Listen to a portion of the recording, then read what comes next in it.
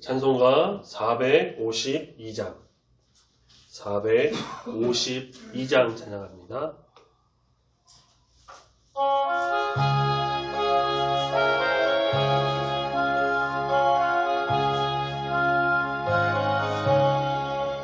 내 모든 소원 기도의 제목 예수님 닮기 원함이라. 예수님 형상 나 입기 위해 세상의 보화 아끼잖네. 예수님 닮기 내가 원하네. 날 구원하신 예수님을 내 마음속에 지금 고도사 주님의 형상 인치소서. 무한한 사랑 풍성한 긍휼 슬픈 자 위로 하시는 주. 길 잃은 죄인 부르는 예수 그 형상 닮게 하옵소서. 예수님 닮기 내가 원하네. 날 구원하신 예수님을 내 마음속에 지금 고도사 임의 형상 인치소서. 겸손한 대수 거룩한 주님 원수의 멸시 참으시사. 우리를 위해 고난을 받은 구주를 닮게 하옵소서. 예수님 닮기 내가 원하네. 날 구원하신 예수님을 내 마음속에 지금 고도사 주님의 형상 인치소서.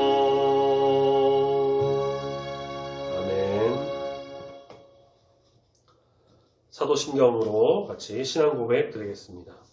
전능하사 천지를 만드신 하나님 아버지를 내가 믿사오며 그 외아들 우리 주 예수 그리스도를 믿사오니 이는 성령으로 잉태하사 동정녀 마리아에게 나시고 본디오 빌라도에게 고난을 받으사 십자가에 못 박혀 죽으시고 장사한 지 사흘 만에 죽은 자 가운데서 다시 살아나시며 하늘에 오르사 전능하신 하나님 우편에 앉아 계시다가 저리로서 산자와 죽은 자를 심판하러 오시리라. 성령을 믿사오며 거룩한 공회와 성도가 서로 교통하는 것과 죄를 사하여 주시는 것과 몸이 다시 사는 것과 영원히 사는 것을 믿사옵나이다. 아멘. 하나님 말씀 우리 신약성경 마태복음 24장입니다. 24장 15절부터 35절까지 조금 길지만 그래도 같이 말씀을 보겠습니다. 15절부터 35절까지 천천히 우리 한 목소리로 같이 말씀을 함께 읽도록 하겠습니다. 15절부터 시작.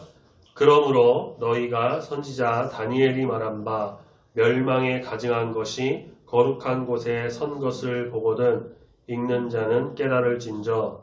그때에 유대에 있는 자들은 산으로 도망할지어다. 지붕 위에 있는 자는 집 안에 있는 물건을 가지러 내려가지 말며 밭에 있는 자는 겉옷을 가지러 뒤로 돌이키지 말지어다. 그날에는 아이벤 자들과 젖먹이는 자들에게 화가 있으리로다. 너희가 도망하는 일이 겨울에나 안식일에 되지 않도록 기도하라. 이는 그때에 큰 환란이 있겠음이라. 창세로부터 지금까지 이런 환란이 없었고 후에도 없으리라. 그 날들을 감하지 아니하면 모든 육체가 구원을 얻지 못할 것이나 그러나 택하신 자들을 위하여 그 날들을 감하시리라. 그때에 사람이 너희에게 말하되 보라 그리스도가 여기 있다 혹은 저기 있다 하여도 믿지 말라.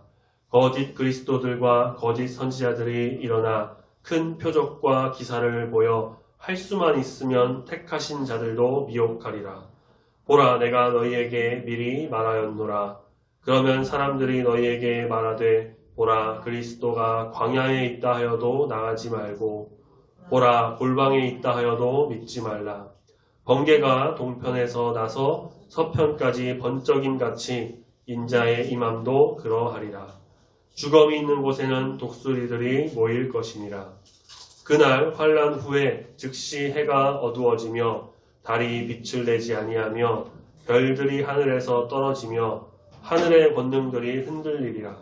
그때에 인자의 징조가 하늘에서 보이겠고 그때에 땅의 모든 족속들이 통곡하며 그들이 인자가 구름을 타고 능력과 큰 영광으로 오는 것을 보리라. 그가 큰 나팔 소리와 함께 천사들을 보내리니 그들이 그의 택하신 자들을 하늘 이 끝에서 저 끝까지 사방에서 모으리라. 무화과 나무의 비유를 배우라. 그 가지가 연하여지고 잎사귀를 내면 여름이 가까운 줄 아나니 이와 같이 너희도 이 모든 일을 보거든 인자가 가까이 곧 문 앞에 이른 줄 알라. 내가 진실로 너희에게 말하노니 이 세대가 지나가기 전에 이 일이 다 일어나리라. 천지는 없어질지언정 내 말은 없어지지 아니하리라. 아멘.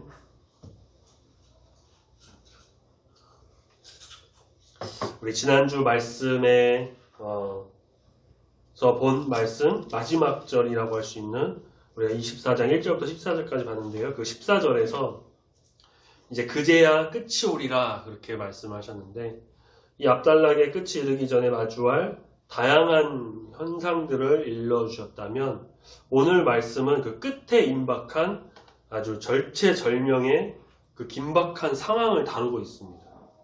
예수님은 그 끝날이 코앞에 다가올 때 이제 구체적인 상황들을 좀 묵시적인 언어로 설명하고 계시는데요.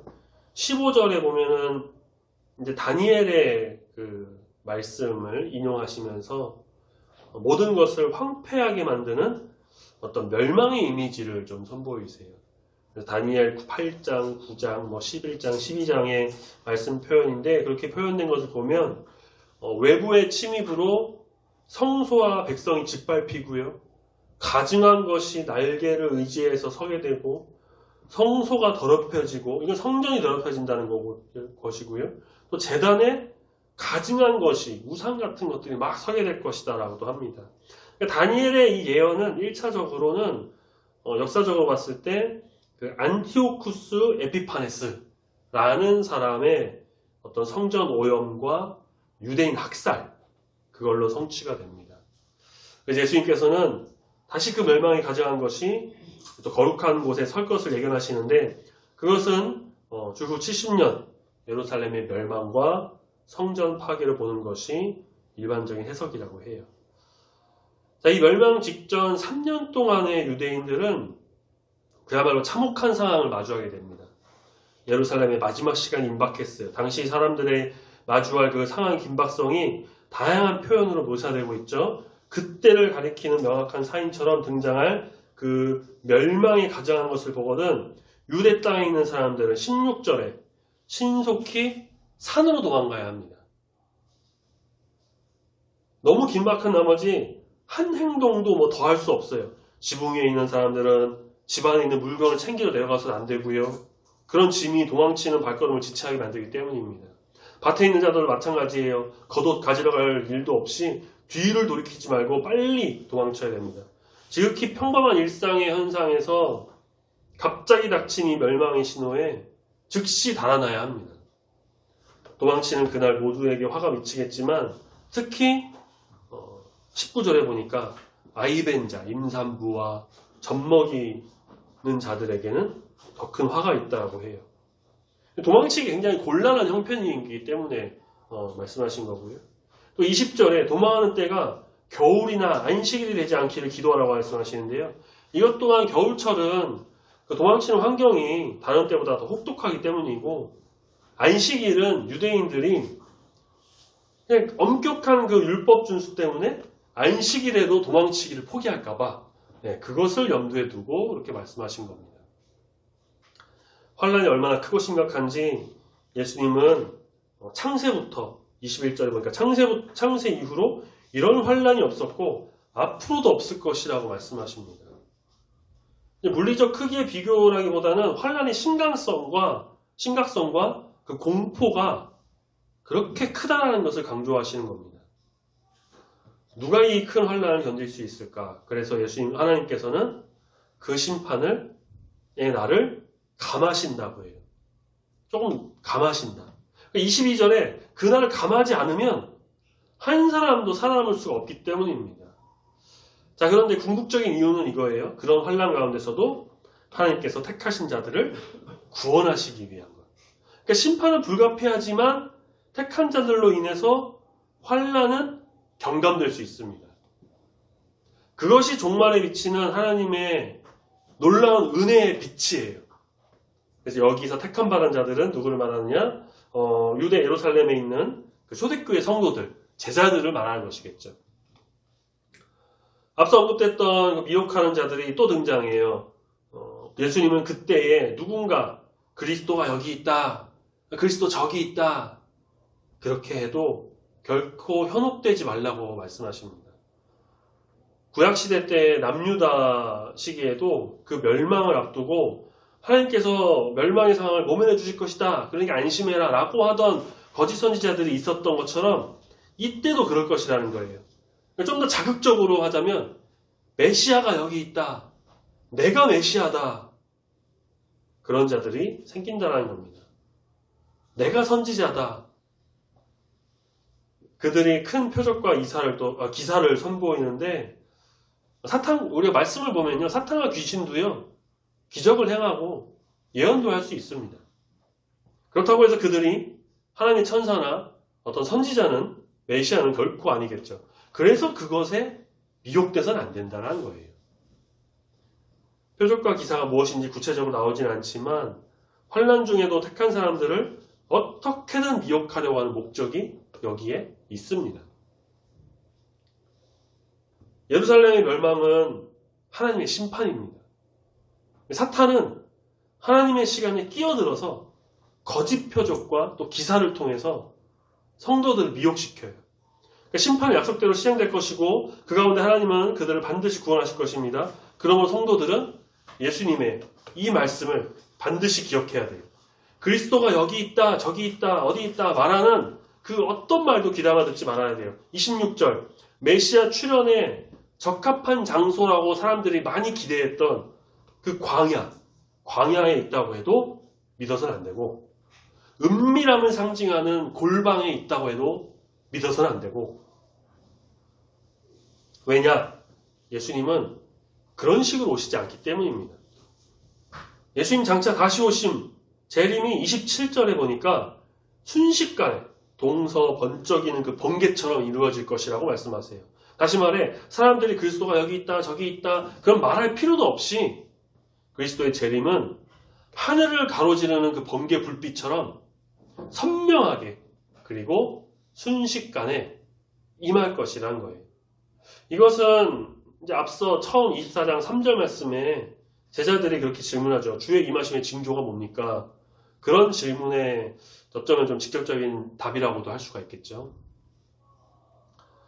이게 사실 본 말씀은 이제 예루살렘 멸망이라는 어떤 역사적 사건을 끝으로 해석하는 그런 입장을 조금 곤란하게 만든다고도 합니다. 왜냐하면 그 사건 이후 즉시 주의 재림이 임하는 것처럼 본문이 이어지기 때문이에요. 그래서 바울 서신서에서도 보면은 초대교회 성도들이 주의 재림을 정말 고대했고요. 왜냐면 곧 다시 오신다고 했기 때문에. 근데 그 곧이 언젠지. 그래서 재림의 어떤 지연을 상당히 좀 불안해했습니다. 그러다 보니까 그들이 만나면 하는 인사가 그거였어요. 마라나타. 주 예수여 어서 오시옵소서. 그렇게 인사를 할 정도였고요. 또 잘못된 좀 재림에 대한 신앙관까지 나오게 됩니다.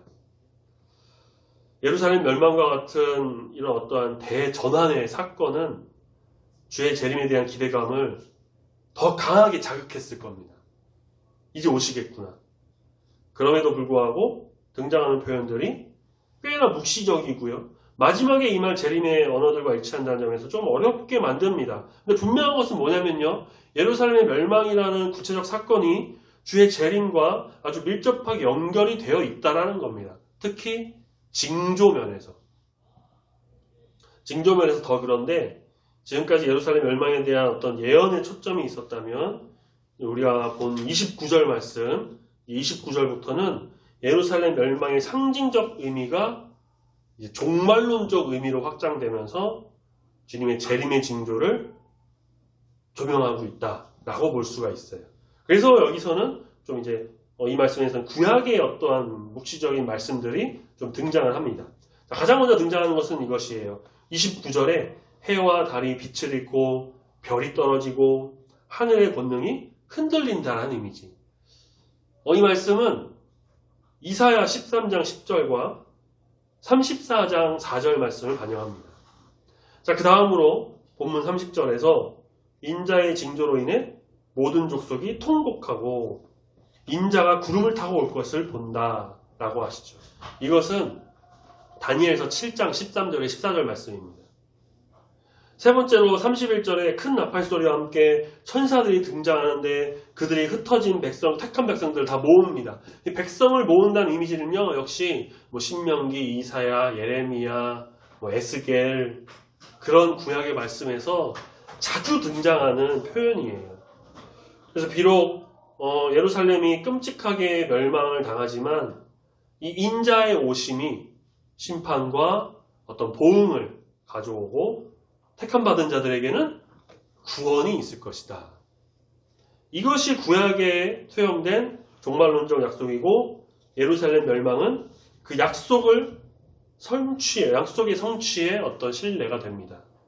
그리고 그 약속은 재림 때까지 신실하게 진행되고 완성될 것이에요. 예수님께서 인자의 임함이 징조를 통해 분명히 예고됨을 비유를 덧붙여 설명하시는데 그게 32절에 나옵니다. 무화과 나무의 비유를 배우라 라고 하죠. 이 무화과 나무가 잎을 내면 그것은 이제 여름이 가까이 왔다라는 증거란 거예요. 이스라엘 지역은 무화과 나무가 많이 나서 어디든지 그 나무를 쉽게 볼 수 있었다고 합니다. 그래서 지금까지 이렇게 이제 이처럼 지금까지 말씀하셨던 모든 일들, 15절부터 계속 쭉 봤던 그런 일들, 29절에서부터 30절까지 봤던 그런 말씀들, 이러한 일을 보게 되면 그것이 곧 인자의 오심이 임박했다라는 것을 의미한다는 거예요. 그러니까 인자가 가까이 문 앞까지 왔다. 그러나 그 전에 말씀드린 것처럼 지금까지 예견하신 그 모든 일이 다 일어나야 돼요. 일어나야 합니다. 여기서 이 일이 다라는 것은 예루살렘 멸망과 관련된 일부터 재림 사이에 일어난 그 모든 일을 말합니다. 이 세대가 가기 전 약속하신 모든 일은 반드시 이루어질 것이다 라고 강조하시고 인자의 임함이 세대의 종말을 가져오기 때문에 주의 말씀이 천지보다 영원한 것은 당연한 것이다 라고 할 수가 있습니다.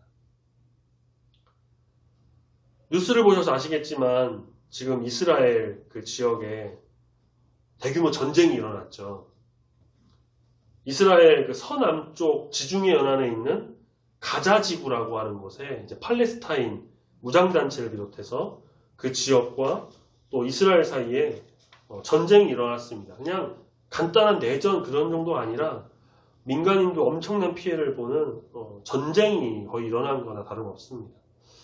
이 가자 지구는 구약 성경에 보면은 가사라고 나오는 곳인데 블레셋 사람들이 주로 머물던 곳이에요. 구약시대 때부터 이스라엘과 블레셋은 원수로 지냈죠. 다윗과 골리앗도 그렇고요. 그 이후로도 그렇고 계속 블레셋은 좀 원수로 지내면서 계속 전쟁이 많았는데 그들이 지금까지도 계속 그 지역에서 전쟁을 벌이고 있는 거죠. 종교도 종교지만 영토와 관련된 문제로 인한 것이 큰데 지금 이스라엘에서 이렇게 전쟁이 일어나는 것을 보고 이제 곧 예루살렘이 함락되고 이제 멸망하고 이스라엘 멸망해서 구약에서 또 예수님이 이렇게 말씀하셨던 대로 정말 심판이 이루어지고 곧 예수님이 말씀하신 그 종말의 때 재림의 때가 온다라고 말하는 사람이 좀 있다고 해요. 근데 그것은 말씀을 너무 문자적으로만 해석한 것이 될 수 있겠죠. 예수님께서 말씀하셨던 예루살렘의 멸망과 심판은 이미 당시 주후 70년대경에 다 이루어졌습니다. 우리가 주목해야 할 것은 마지막 35절 하나님의 언약의 말씀은 하나도 사라지지 않고 다 이루어진다는 것입니다.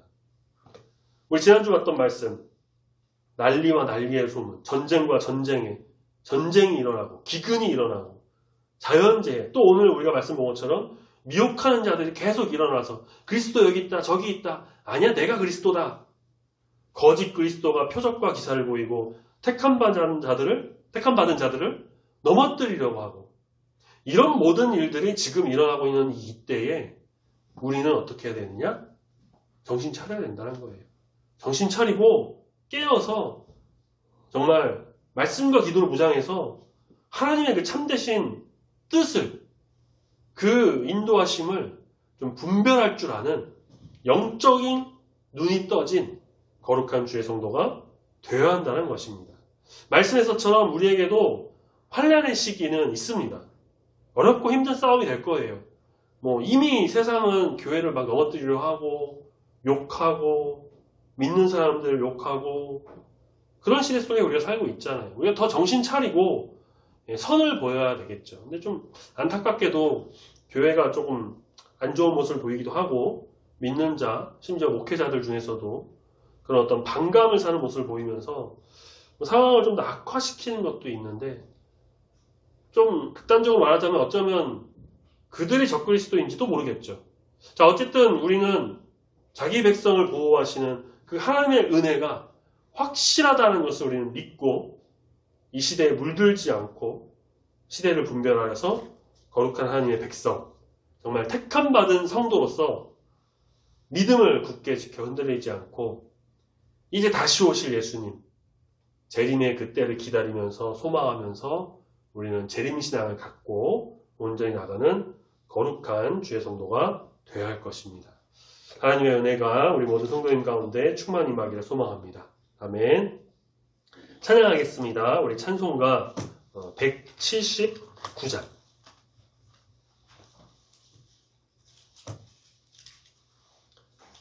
179장은 같이 찬양하겠습니다.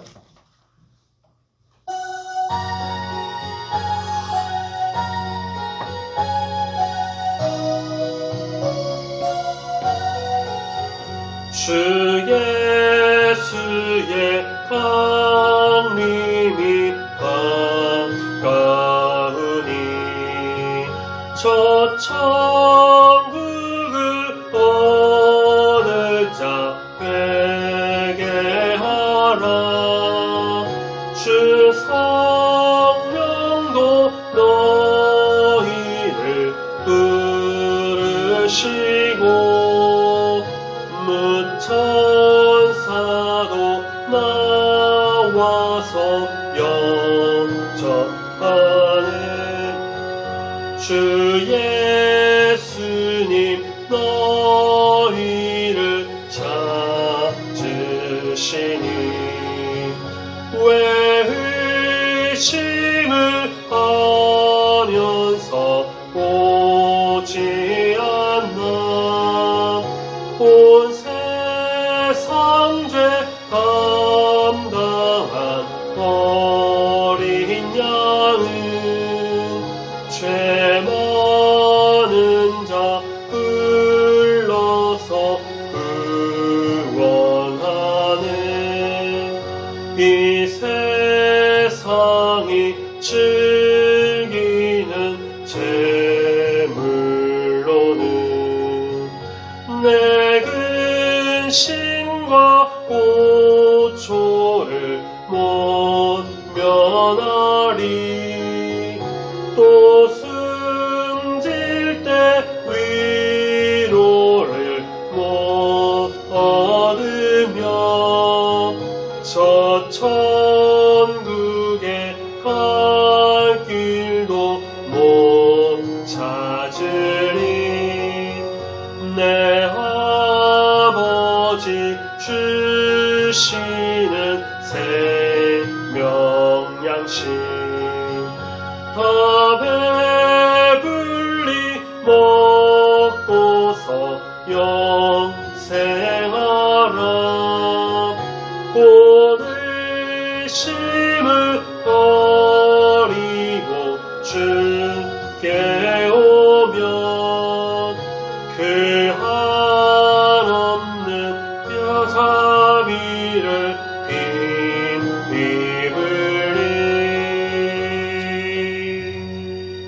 아멘. 기도하겠습니다. 참사랑의 하나님 아버지, 오늘 이렇게 수요 예배 또 마태복음 말씀을 묵상하면서 우리 주님의 그 다시 오심을 기다리고 소망하며 다시 한번 우리의 그 재림 신앙을 굳게 다지며 이 시간 나갑니다.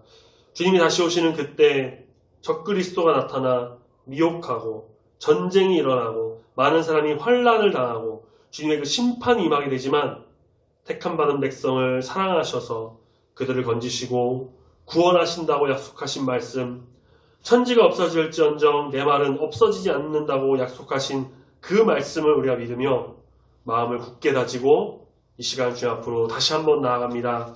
지금도 세상은 전쟁과 기근, 환난, 이단, 여러 종말의 징조가 많이 보이고 있는데 이제 우리 주님 오실 날 얼마 남지 않았음을 우리가 바라보는 이때에 더욱더 우리가 정신 차리고 깨어서 말씀과 기도로 무장하여서 우리 주님만을 바라보며 믿음으로 이 세상을 살아가는 거룩한 주의 자녀 되길 소망하오니 붙잡아 인도하여 주시옵소서. 미혹에 넘어지지 않고 환난에 낙심하지 않고 오직 믿음으로, 오직 말씀으로, 오직 예수 그리스도, 오직 하나님의 은혜로 참고 견뎌내 끝내 승리하여 영광의 멸류관을 얻는 귀한 주의 성도, 우리 중부교회 모든 성도와 또 모든 가족이 되도록 은혜를 더하시고 인도하여 주시옵소서. 주님, 날씨가 또 아침 저녁으로 쌀쌀해졌습니다. 일교차가 심한 이때에 건강도 지켜주시고 남은 한 주간도 주님의 은혜 가운데 온전히 지내는 귀한 주의 자녀 되도록 함께 하실 줄 믿습니다. 감사드리며 다시 오실 예수님의 이름으로 기도드립니다. 아멘. 하늘에 계신 우리 아버지여, 이름이 거룩히 여김을 받으시오며 나라가 임하시오며 뜻이 하늘에서 이루어진 것 같이 땅에서도 이루어지이다.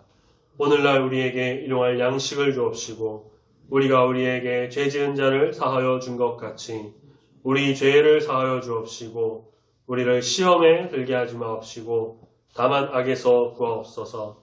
내게 나라와 본세와 영광이 아버지께 영원히 있사옵나이다. 아멘.